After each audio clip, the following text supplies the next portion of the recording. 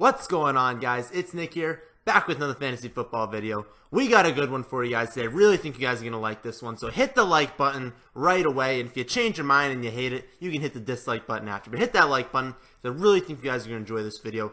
I put probably 8 hours yesterday into the editing of this video and looking up all the stats and stuff, and I'm not done. I'm not done looking up running backs, obviously, but this is what I have found currently and done research, obviously, before this, into how we can predict the future. How we can say, okay, based on past results, based on, the 16 years of data that I have, how can we predict an elite running back season? So we're going to be going over some players I think could break out. We're going to be going over what my model has found. This is the best model I can personally come up with, the best model that IBM Watson can come up with, because that's what I've been using for this program. And we're going to see what happens. So you guys heard me say time and time again, an elite running back is so much more important than an elite wide receiver. The issue is that it's so much easier to hit on an elite wide receiver. So in past years, I've said that, yeah, it's more important to hit a running back, but since it's so difficult, the easy option is to just take Antonio Brown. The easy option is just take Odell, because we know that even in a down year for them, they're going to be top 7. Whereas for the running back position, it's a lot harder to predict. So I'm trying to help you guys out in this video and say, can we at least try our best to predict that? So what I'm going to do first is look at some things that will help us narrow some of these decisions down. And we'll start by age. So this is yards per carry by age for running backs. And it does something that is obvious. So later in a career, obviously, it's lower. Now, 34, you see a spike after 33, just because, there's so few running backs that make it to the outer ages that the data there's less of a sample size. But 24 is where it spikes. And the numbers you really want are 23 to, I guess, 26, and then for some reason, you'll see in other models too, 28 for some reason spikes. So running backs that are 28 see a little spike over 27. Not really sure why that is. But you can kind of see 23 to 26 is that like glory range where you're really getting the best yards per carry for your guys. So what are we going to look at here? Now, these are the running backs that some of them you might not realize. I went through the ages of running backs that were kind of prominently being drafted, and some of them are a little bit surprising. Now, Frank Gore, we all know, we've been trashing him on this channel before. He's 34 years old, so not exactly a young lad in the league. But Forte's 31. Blunt is 30, so I thought he was more in the upper 20s. Jamal Charles, you're not drafting him, but he's 30. Jonathan Stewart, I would not recommend drafting. He's 30. Blyde Powell is turning 29, and a lot of you guys, I feel like, think he's younger than he really is. This is really towards the tail end of his career. So don't expect him to be some super efficient running back. DeMarco Murray's 29, LaShawn McCoy's 29, and Doug Martin is 28. Although Doug Martin, I would say this is almost a zero concern because he has missed so much time from injury, which obviously he's got that injury concern, but it's not like he's got a million miles on his legs. He doesn't have a ton of career touches, whereas some of the other players in this list do. Gore's got a lot of career touches. And why do I bring up career touches? Well, you look at this next chart. And again, like all of the things I'm going to show you, or at least most of them, it's pretty obvious. Efficiency-wise, the more miles you have on your legs, the less efficient you're going to be. Again, there's that spike by like 2,700, and that's essentially because what running backs make it that far to 2,700? Well, it's the elite guys. So that's also an issue when you look at injuries. Like if you're saying, oh, well, do 34-year-old running backs get hurt more than 28-year-olds? Well, the data might be a little different because it's a different kind of player that makes it to 34. So don't look at that too much. Just look at the downward trend, and it's obvious. Points per touch, efficiency ratings go down the more touches a running back has in the body, and there's generally a drop-off at 2,500. You guys have heard that say that before. What is the best age? I threw this into IBM Watson. This is with data from the past 16 seasons, 100 carry minimum, and 26. It might be a little hard to see on the screen, but 26 is the prime age, I guess, for total points in a season. It's not something that we're really going to focus on, but it just helps us get that range. We've said 24 is the most efficient in yards per carry. We've now said 26 has generally been where running backs peak in their points for an entire season. So we're kind of filling out that range. You know, we don't want someone that's over 30 years old, really. The upside's kind of limited.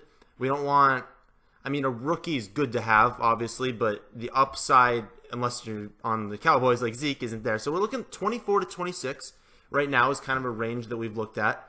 Over a career, if you look at this graph, the quarterback position, you know, we don't really care about age until you get to like 40 years old, because typically, honestly, you're better sometimes when you're older and you're more experienced in the league, but not with running backs. You see yet again, 23 to 26, 27, 28, that range is what we're focusing on. This is normalized points per game. It shrinks the quarterbacks just so you can kind of get it onto one graph, because the quarterbacks obviously will score more points per game. And this is an even larger range. This is in the last 16 years, 1970 to 2011. Both the last two graphs, or the two graphs before this one and this one, were Pro Football Focus. But again, 23 to 28. One more thing we're going to look at is this next one. This is from me, thrown into IBM Watson over the last 16 seasons. And it's just another efficiency metrics. It's FPOE, and that's basically, it's fantasy points over expected. So on a normal play, there's an expected amount of fantasy points that can happen for a player. And being above that over the course of a season would mean that you did better than expected, meaning you're an efficient running back. You did good with the carries you got. Obviously, having a negative would say if I took a baseline running back, you did worse. On average, you did worse per play. There's per play and then there's per season, which is what this is, but essentially it's going to be the same thing, than an average running back. And obviously, when you look at that, once you hit like 30 years old, and then again, 28 for some reason is a spike, once you hit 30 years old, they're in the negatives, and they're more efficient the earlier they are in their careers. But 23 to 24 is generally what we're looking at. Again, I'm just going to show the slide here. This is rushing FPOE. So if you guys don't know, RotoViz has all these stats, but the RU just means rushing. It's just fantasy points over expected. The expected points is the base on an average fantasy, is based on the average fantasy point value of a play on similar down, distance, field position, all that on a baseline play with all the other scenarios. This is how many points you're getting as expected. And obviously fantasy points over expected means you were efficient. So having positives a good thing, having negatives a bad thing. So let's kind of break this one down. Who are some players that finished inside the top 20, so they had good seasons in PPR scoring, but were inefficient? And it's honestly, again, some of the names we haven't liked on this channel. You know we don't like Melvin Gordon here. You know we don't like Frank Gore. And you know we don't like Lamar Miller. Now, I'm fine with Todd Gurley because, yes, he was super efficient. Look at this. Everyone knows he was super efficient last year, but the volume's going to be there again. And again, with Melvin Gordon, I'm not saying you can't draft him because, again, he was inefficient, but the volume's going to be there again.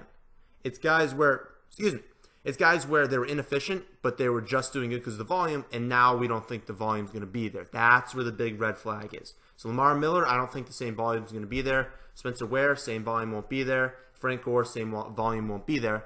That's why I just don't see myself drafting them. Whereas Gurley, look, he's last on this list in efficiency, and he's last on a lot of lists in efficiency because it wasn't that good. But he's going to get a ton of carries. He's going to get a ton of receptions. So it's not as much of a concern. You can get Gurley in the third round, go for it. He's perfectly fine there. But Melvin Gordon, listen, with the injury concern with him being inefficient, I can't pay mid-first round, which is where I've seen him go. I've seen him go at the 6th, the 7th pick, which is just crazy for me. But if you want to get him in the middle of the second, which is where I have him valued, go for it. I just can't do that. So these are the guys with negative. Everyone else inside the top 20 had a positive, so they were efficient runners, which would make sense to being in the top 20. But then let's look at the range outside of that. So let's look at 20 to 50 who had positive. So this isn't the entire list, but some of them had maybe a change in situation or just like retired or aren't even playing the game anymore. So let's look at, these are the guys that I thought made the most difference, most impact. Gillislee crushed it. He may have been top 5. I don't remember. I know Zeke was really high, but he crushed it. I mean, 40 is a very great fantasy points over expected. So he did great. Also interesting that DeAndre Washington and Jalen Richard did great. I wouldn't put too much stock into Richard. I think that if Lynch stays healthy, neither are relevant, but you could draft DeAndre Washington because he does have upside. Derrick Henry had a great efficiency. Remember, we love him on this channel just because if DeMarco goes down, he's top 5. He's top 5 running back if DeMarco goes down. Not many people you can say that about. Chris Thompson popped in a lot of the models I ran. The issue with him is that he will never be a 3-down back. He's efficient, which a lot of receiving backs are. But he's never going to get first and second down carries over maybe a few of them a game. Man, we even saw that when people got hurt in the past. So he's a good guy to have in PPR, but don't expect a ton. Rob Kelly, I was very surprised was on this list just because I don't think Rob Kelly is all that good, and I think P. Ryan's going to take over that job. But it was interesting to see that Kelly was efficient, even though he had a bad yards per carry and really didn't seem that good. Interesting to see here. Last two, Procise and Duke Johnson, are interesting names because Duke has upside. Now, he doesn't have like an insane amount of upside just because, again, he's not going to be that first and second down guy as long as Crowell's healthy, which is why I love Crowell so much because he's so secure in his job. But he's got a ton of receptions over the past few years, so he's good in PPR, and he does have upside. Like if Crowell gets hurt, he's going to get a lot of carries behind a top 5 O-line. Last guy, Procise, I mean, he's a great PPR option as well just because he's going to get a ton of receptions, and they might use him just as a receiver. And he was an efficient runner. It's just he got hurt last year, so we couldn't see him fully the entire season. So, how are we going to use this information? How do we actually find a breakout in an elite running back? Well, we can't just look at one stat. We can't just be like, well, the peak at yards per carry at 24, so let's use that. Well, they peak in production at 26, so let's use that. Well, we should probably find a guy that has a positive FPOE, so let's use that. No, we need to aggregate a bunch of things, use them in small amounts. So say you should have a positive rushing FPOE. You should be involved in the passing game. You should have a market share. You should have all these things. So what I did was I threw in all the data into IBM Watson. I said, tell me what's most relevant. Tell me what is most relevant, and then tell me a baseline that I can use to say this at least has some sort of predicting power. Like receiving yards is relevant, but 10 isn't. So what is the baseline for these things? And this is, after a lot of hours, what it gave me. So it wants, and for some reason, like, listen, I'm not going to go over exactly why. It's just when I run a ton of different models and it always tells me 212 for receiving yards, I'm just going to believe it because that's not a huge number, but it worked. Listen, it worked. And you see at the bottom, it does work. So FPOE greater than or equal to for all these, 17. Rushing attempts in the year prior, so this is all we'd be looking at people from last season, 125 carries. Receiving yards, 212. Your the next one is rushing attempt market share. So your market share for your team, they want 53% and higher. And then for this one, I'm going to show you what it's like with injuries included in the next one. I just said no injuries, so I said in the next year, if they played 10 or more games, how many people were good running backs?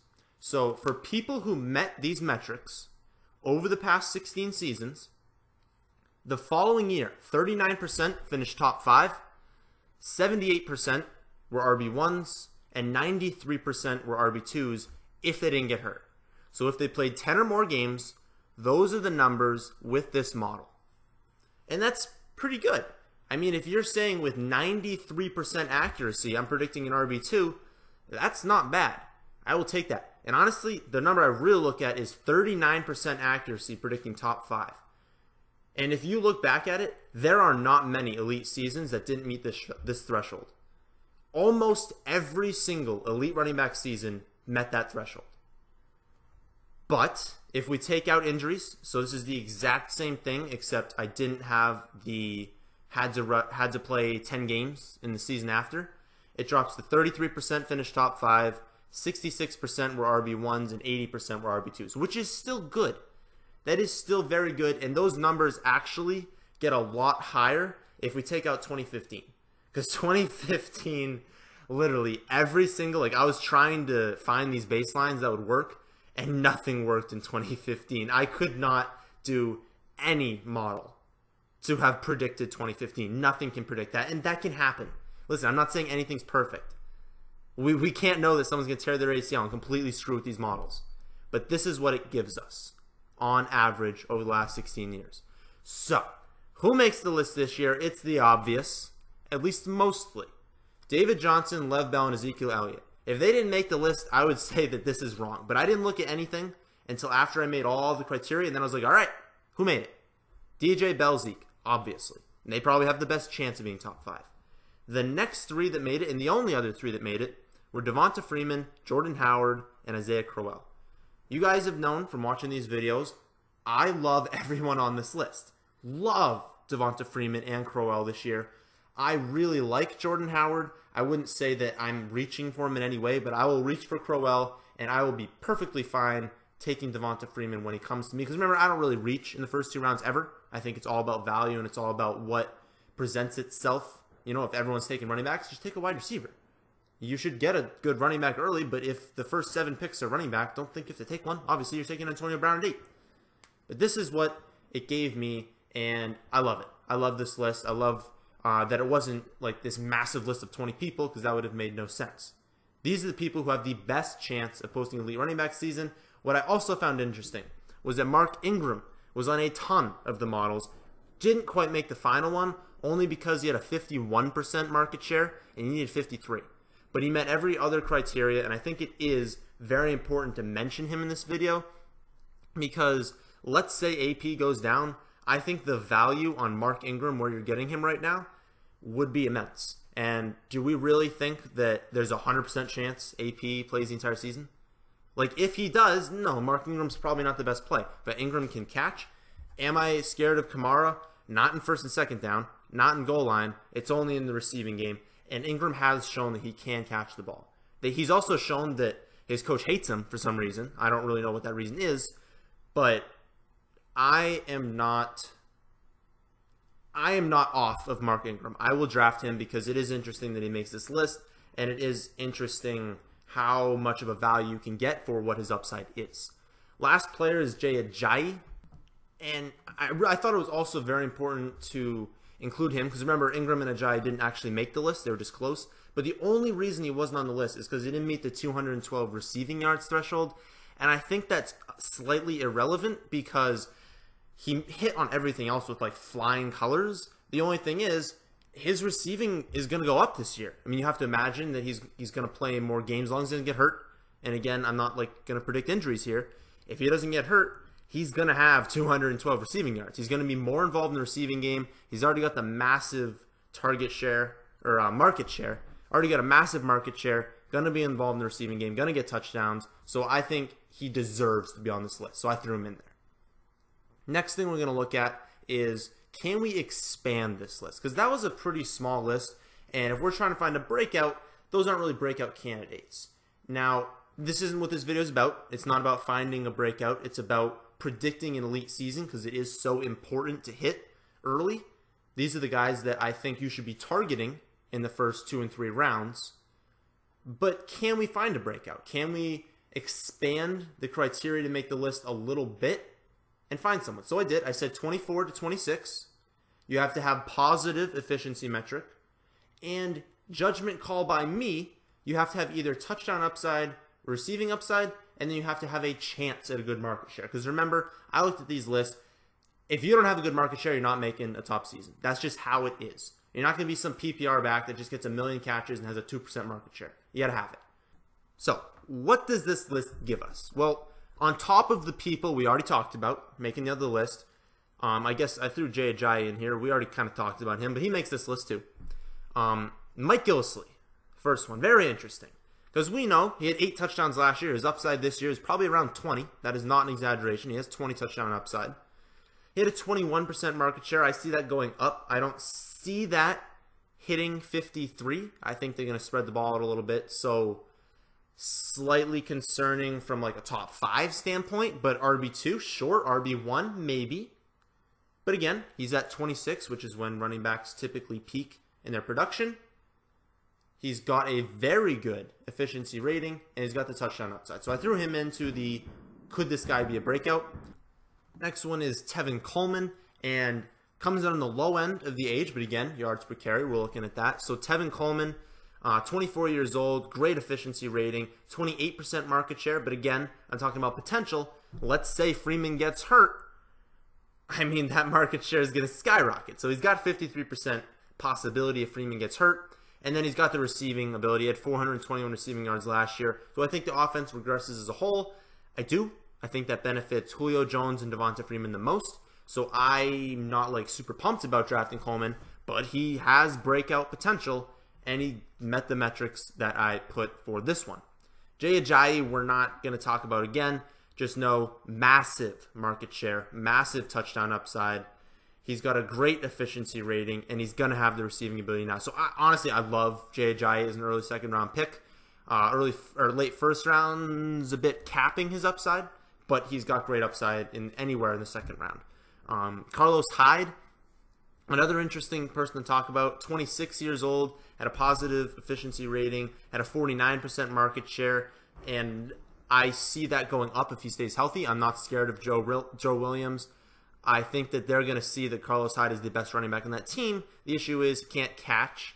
He's got touchdown upside, sort of, because that offense isn't that great, but he's going to get basically all the goal line work.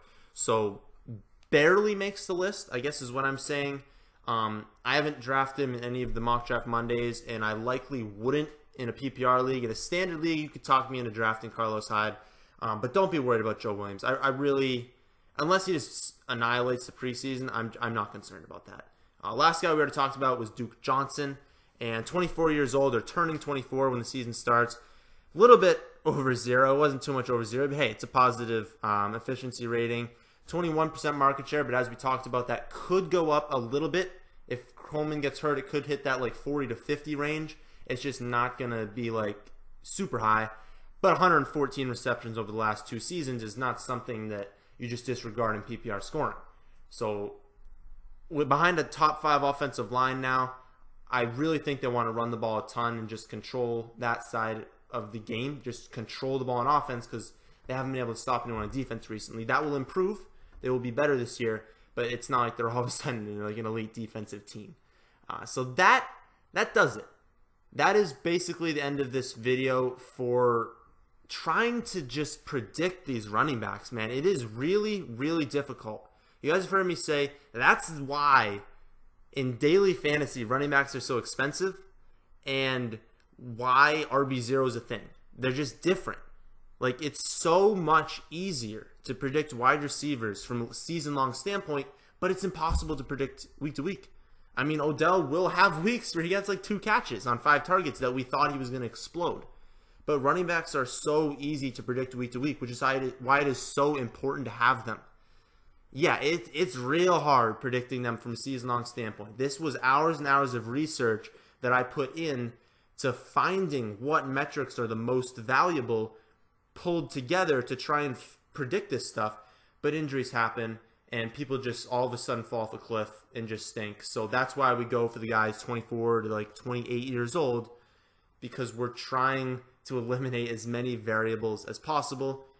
And so I hope I did that. I hope I showed you guys the people I like, the people who barely make the list of potential elite caliber seasons, but the people who really have the best shot, metrics-wise, to have an elite running back season. So that is the end of this video. I hope you did enjoy it. If you did, smash that like button, subscribe if you are new, and thanks for watching.